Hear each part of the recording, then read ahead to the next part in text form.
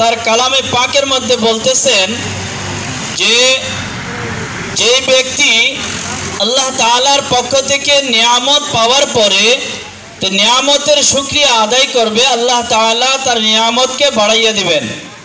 আর যদি নিয়ামত পাওয়ার পরে সে নিয়ামতের শুকরিয়া আদায় না করে তো আল্লাহ তাআলা সেই নিয়ামতকে ছিনিয়ে নেবেন এবং তাকে বলা হয়েছে আল্লাহ তাআলার পক্ষ থেকে যে তুমি কঠিন আযাবের জন্য অপেক্ষমান হয়ে থাকো।